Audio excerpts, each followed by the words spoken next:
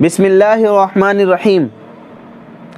آج کی تراویح میں 9ویں پارے کے 15ویں رکوع سے 10ویں پارے کے 17ویں رکوع تک تلاوت کی گئی اور اسی کا انشاءاللہ آج خلاصہ پیش کیا جائے گا۔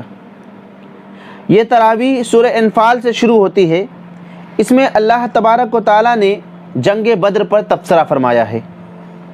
دوستو، یہ پہلی جنگ ہے جو کفار مکہ اور مسلمانوں کے درمیان 17 رمضان المبارک 2 ہجری کو بدر کے مقام پر عمل میں آئی تھی۔ اس کا پس منظر یہ تھا کہ مدینہ طیبہ میں حضور اکرم صلی اللہ علیہ وسلم کے آ جانے کے بعد مسلمانوں کو ایک مرکز مل گیا تھا۔ پورے عرب سے مسلمان جو وہاں کے قبیلوں میں تھے یہاں آ کر پناہ لے رہے تھے اور مکہ سے بڑی تعداد میں ہجرت کر کے یہاں لوگ آ رہے تھے۔ اس طرح مسلمانوں کی منتشر قوت ایک جگہ جمع ہو گئی تھی اور قریش کے لیے بات سخت ناگوار تھی کہ مسلمان اس طرح ایک بڑی طاقت بن جائیں۔ چنانچہ انہوں نے فیصلہ کیا کہ وہ اپنی ایک تجارتی قافلے کی حفاظت کے بہانے مدینہ پر حملہ آور ہو جائیں اور مسلمانوں کی مٹھی بھر جماعت کا خاتمہ کر دیں۔ ان سنگین حالات میں 17 رمضان المبارک کو بدر کے مقام پر مقابلہ ہوا۔ حضور اکرم صلی اللہ علیہ وسلم نے دیکھا کہ 3 کافروں کے مقابلے میں ایک مسلمان ہے اور وہ پوری طرح مسلح نہیں ہیں، تو خدا کے آگے دعا گو ہوئے، ہاتھ پھیلاتے ہوئے انتہائی خشوع و خضوع کے ساتھ عرض کرنا شروع کیا، اے اللہ، یہ قریش ہیں جو اپنے سامان غرور کے ساتھ آئے ہیں تاکہ تیرے رسول کو جھوٹا ثابت کر سکیں۔ خداوند، بس آ جائے تیری وہ مدد جس کا تو نے مجھ سے وعدہ کیا تھا۔ اے خدا، اگر آج یہ مٹھی بھر جماعت ہلاک ہو گئی تو روئے زمین پر تیری عبادت کرنے کے لیے کوئی بھی باقی نہیں رہے گا۔ آخرکار خدا کی مدد آ گئی اور قریش اپنے سارے اسلحہ اور طاقت کے باوجود بے سر و سامان جانثار کے ہاتھ شکست کھا گئے۔ کافروں کے 70 آدمی مارے گئے اور 70 قیدی بنائے گئے۔ بڑے بڑے سردار اور ابو جہل کا خاتمہ ہو گیا اور کافروں کا سارا سامان مال غنیمت کے طور پر مسلمانوں کے ہاتھ آ گیا۔ اللہ تعالیٰ نے اس ملک اور اس کے حالات پر تبصرہ فرماتے ہوئے فخر کا اظہار کرنے کے بجائے مسلمانوں کی کمزوریوں کی نشاندہی کی اور بتایا کہ اس فتح میں اللہ کی تائید اور نصرت کا بڑا ہاتھ تھا۔ فرمایا، جب تم اپنے رب سے فریاد کر رہے تھے، جواب میں اس نے فرمایا کہ میں تمہاری مدد کے لیے 1000 فرشتے پے در پے بھیج رہا ہوں۔ بس حقیقت یہ ہے کہ تم نے انہیں قتل نہیں کیا بلکہ اللہ نے ایسا کیا ہے، اور مومنوں کے ہاتھ جو اس کام میں استعمال ہوئے تو یہ اس لیے تھا کہ اللہ مومنوں کو ایک بہترین آزمائش سے کامیابی کے ساتھ گزارنا چاہتا تھا۔ اے ایمان والو، اللہ اور رسول کی فرما برداری کرو اور حکم سننے کے بعد اس کی سرتابی نہ کرو۔ ان لوگوں کی طرح نہ ہو جاؤ جنہوں نے کہا ہم نے سنا، حالانکہ وہ سنتے نہیں۔ یقیناً خدا کے نزدیک بدترین قسم کے جانور وہ بہرے گونگے انسان ہیں جو عقل سے کام نہیں لیتے۔ اگر اللہ کو معلوم ہوتا کہ ان میں کچھ بھی بھلائی ہے تو وہ ضرور انہیں سننے کی توفیق دیتا، لیکن بھلائی کے بغیر اگر خدا ان کو سنواتا تو وہ بے رخی کے ساتھ منہ پھیر لیتے۔ اے ایمان والو، اللہ اور اس کے رسول کی پکار پر لبیک کہو، جبکہ اس کا رسول تمہیں اس چیز کی طرف بلائے جو تمہیں زندگی بخشنے والی ہے، یعنی جہاد۔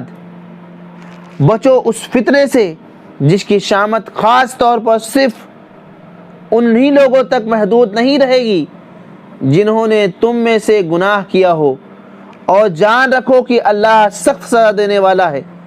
مکہ کا وہ وقت بھی یاد کرنے کے قابل ہے جب کہ منکرین حق تمہارے خلاف تدبیریں سوچ رہے تھے کہ تم کو قید کر دیں یا قتل کر ڈالیں یا جلا وطن کر دیں۔ وہ اپنی چالیں چل رہے تھے اور اللہ اپنی تدبیر فرما رہا تھا، اور اللہ سب سے بہترین تدبیر فرمانے والا ہے۔ اس وقت وہ یہ بات بھی کہہ رہے تھے کہ خدایا اگر واقعی یہ حق ہے اور تیری طرف سے ہے تو ہم پر آسمان سے پتھر برسا دے یا کوئی اور عذاب لے آ۔ اس وقت تو اللہ تعالیٰ نے ان پر عذاب نہیں لانے کا سوچا کیونکہ تم ان میں موجود تھے۔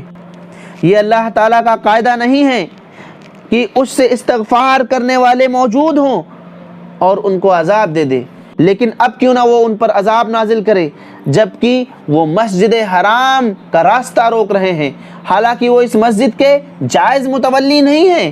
اس کے جائز متولی تو صرف اہل تقوی ہی ہو سکتے ہیں۔ اے ایمان والو، ان کافروں سے جنگ کرو یہاں تک کہ فتنہ باقی نہ رہے اور دین پورے کا پورا اللہ کے لیے ہو جائے۔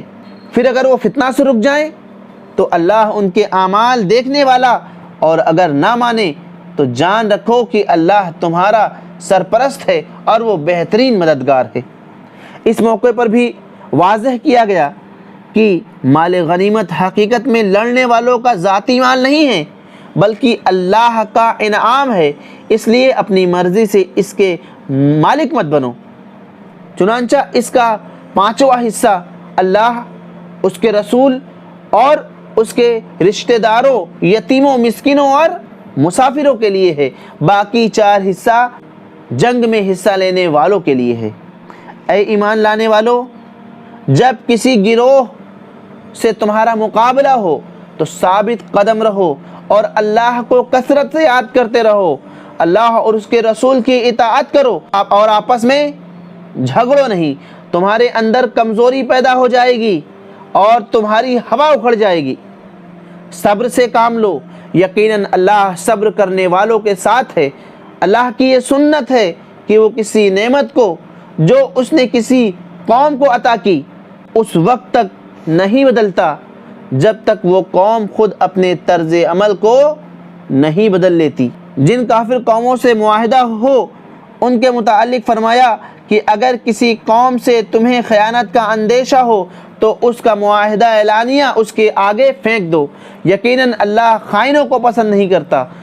اور تم لوگ جہاں تک تمہارا بس چلے زیادہ سے زیادہ طاقت اور تیار بندھے رہنے والے گھوڑے ان کے مقابلے کے لیے مہیا کر رکھو تاکہ اس کے ذریعے اللہ کے اور اپنے دشمنوں کو اور ان دوسرے دشمنوں کو خوف زدہ کرو جنہیں تم نہیں جانتے مگر اللہ جانتا ہے۔ اللہ کی راہ میں جو کچھ تم خرچ کرو گے اس کا پورا پورا بدلہ تمہاری طرف پلٹایا جائے گا اور تمہارے ساتھ ہرگز ظلم نہ ہوگا۔ اور اگر دشمن صلح و سلامتی کی طرف مائل ہوں تو تم بھی اس کے لیے آمادہ ہو جاؤ اور اللہ پر بھروسہ رکھو، وہ سب سننے والا اور جاننے والا ہے۔ اور اگر وہ دھوکے کی نیت رکھتے ہوں تو تمہارے لیے اللہ کافی ہے، وہی تو ہے جس نے اپنی مدد سے اور مومنوں کے ذریعے سے تمہاری تائید کی اور مومنوں کے دل ایک دوسرے کے ساتھ جوڑ دیے۔ تم روئے زمین کی ساری دولت بھی خرچ کر ڈالو تو ان لوگوں کے دل نہ جوڑ سکتے مگر وہ اللہ ہے جس نے ان کے دل کو جوڑے، یقیناً وہ بڑا زبردست اور دانا ہے۔ اے نبی، تمہارے اور تمہارے ماننے والوں کے لیے اللہ کافی ہے۔ اور اگر وہ دھوکے کی نیت رکھتے ہوں تو تمہارے لیے اللہ کافی ہے، وہی تو ہے جس نے اپنی مدد سے اور مومنوں کے ذریعے تمہاری تائید کی اور مومنوں کے دل ایک دوسرے کے ساتھ جوڑ دیے۔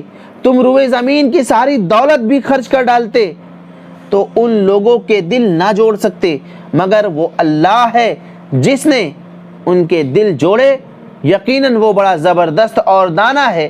اے نبی کریم صلی اللہ علیہ وسلم، تمہارے اور تمہارے ماننے والوں کے لیے اللہ کافی ہے۔ اے نبی کریم صلی اللہ علیہ وسلم، مومنوں کو جنگ پر ابھارو۔ اگر تم میں سے 20 آدمی صابر ہوں تو 200 پر غالب آ جائیں گے، اور اگر 100 آدمی ایسے ہوں تو حق کے مخالفین کے مقابلے میں 1000 آدمیوں پر بھاری ہوں گے۔ جو لوگ ایمان لائے اور جنہوں نے اللہ کی راہ میں گھر بار چھوڑ دیا اور جد و جہد کی اور جنہوں نے انہیں پناہ دی اور ان کی مدد کی، تو وہی سچے مومن ہیں۔ ان کے لیے خطاؤں سے درگزر اور بہترین رزق ہے۔ اور جو لوگ بعد میں ایمان لائے اور ہجرت کر کے آ گئے اور تمہارے ساتھ مل کر دین کے قیام کی جد و جہد کرنے لگے تو وہ بھی ان میں شامل ہیں۔ سورہ انفال کے بعد سورہ توبہ ہے۔ اس سورہ میں پہلے ان تمام مشرکین سے برات کا اعلان کیا گیا جنہوں نے پہلے تو امن و صلح کے معاہدے کیے مگر پھر ان کی خلاف ورزی کر کے اسے توڑ دیے۔ جنہوں نے معاہدے قائم رکھے تھے ان کے متعلق یہ اعلان فرمایا کہ مدت پوری ہو جانے کے بعد یہ معاہدے بھی ختم کر دیے جائیں اور ان سب سے اس وقت تک جنگ جاری رہے گی جب تک اسلام قبول نہ کر لیں۔ اہل کتاب کے متعلق بھی اعلان فرمایا کہ ان سے بھی جنگ کرو یہاں تک کہ یہ تمہاری ماتحتی قبول کر لیں اور تمہیں جزیہ ادا کرنے کے پابند ہو جائیں۔ تفصیل کے ساتھ منافقین کی خبر لی، ان کے بارے میں ہدایت کی کہ ان کا سختی سے محاسبہ کیا جائے اور ان کے ساتھ کوئی نرمی نہ برتی جائے یہاں تک کہ یا تو سچے مسلمان بن جائیں یا پھر مشرکین اور اہل کتاب میں سے جن کے ساتھ بھی ان کا تعلق ہے ان کے انجام میں شریک ہو جائے۔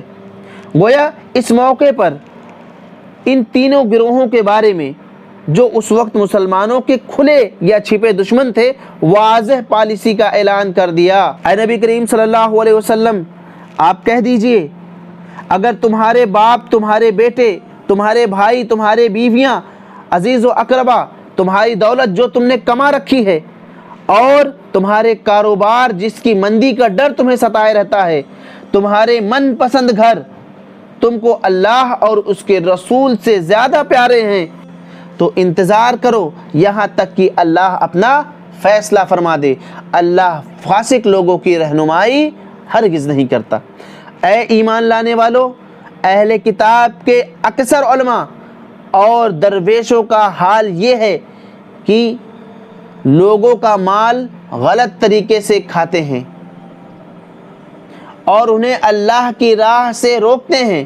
جو لوگ سونے چاندی جمع کر کے رکھتے ہیں اسے خدا کی راہ میں خرچ نہیں کرتے، زکوٰۃ نہیں دیتے، انہیں دردناک عذاب کی خوشخبری دے دو۔ ایک دن آئے گا جب اسی سونے چاندی پر جہنم کی آگ دہکائی جائے گی اور پھر اسی سے ان لوگوں کی پیشانیاں، ان کے پہلوؤں کو اور ان کی پیٹھوں کو داغا جائے گا اور ان سے کہا جائے گا یہ ہے وہ خزانہ جو تم نے اپنے لیے جمع کر رکھا تھا، لو اب اپنی سمیٹی ہوئی دولت کا مزہ چکھو۔ پارے کے آخر میں فرمایا کہ منافقین اور کفار سے جہاد کرو، ان پر سخت بن جاؤ، ان کا ٹھکانہ جہنم ہے۔ ان میں سے وہ بھی ہیں جنہوں نے اللہ سے وعدہ کیا تھا کہ اگر اللہ نے ہمیں اپنے فضل سے نوازا تو ہم خوب صدقہ کریں گے اور خوب نیکیاں کرنے والوں میں سے ہوں گے، مگر جب اللہ نے اپنا فضل عطا فرمایا تو اس میں بخیل بن کر بیٹھ گئے اور برگشتہ ہو کر منہ موڑ لیا۔ اس کی پاداش میں اللہ سبحانہ وتعالیٰ نے ان کے دلوں میں قیامت تک کے لیے نفاق جمع کر دیا۔ اس سورہ میں زکوٰۃ کے مصارف مقرر کیے گئے ہیں جو 8 ہیں، یعنی جن کو زکوٰۃ دی جا سکتی ہے ان لوگوں کی نشاندہی کی ہے۔ غریبوں کے لیے، مسکینوں کے لیے، نظام زکوٰۃ کے کارکنوں کے لیے، تالیف قلب کے لیے، غلاموں کی آزادی کے لیے، قرضداروں کی مدد کے لیے، خدا کی راہ میں اور مسافروں کے لیے۔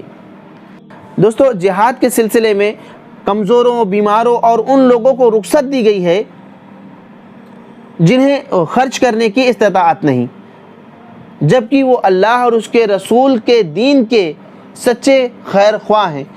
اللہ غفور الرحیم ہے۔ اللہ کی ناراضی تو ان پر ہے جو رخصت مانگتے ہیں حالانکہ وہ مالدار ہیں۔ یہ لوگ خانہ نشین، عورتوں کے ساتھ بیٹھنے پر راضی ہوئے تو اللہ نے ان کے دلوں پر مہر لگا دی۔ یہ لوگ خانہ نشین عورتوں کے ساتھ بیٹھنے پر راضی ہوئے تو اللہ نے ان کے دلوں پر مہر لگا دی۔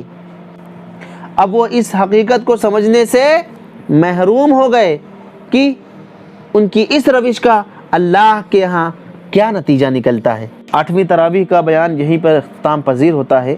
اللہ تعالیٰ سے دعا ہے کہ اللہ تعالیٰ ہمیں اس تراویح کے خلاصے کے طور پر جو چیزیں معلوم ہوئی ہیں ان کو اپنی زندگی میں اتارنے کی توفیق عطا فرمائے اور قرآن سے صحیح معنی میں فائدہ اٹھانے کی توفیق عطا فرمائے۔ اللہ تعالیٰ اس کی برکتوں سے ہمارے شہر و ملک کے حالات تبدیل فرمائے۔ آمین آمین۔ وآخر الدعوانا ان الحمد للہ رب العالمین۔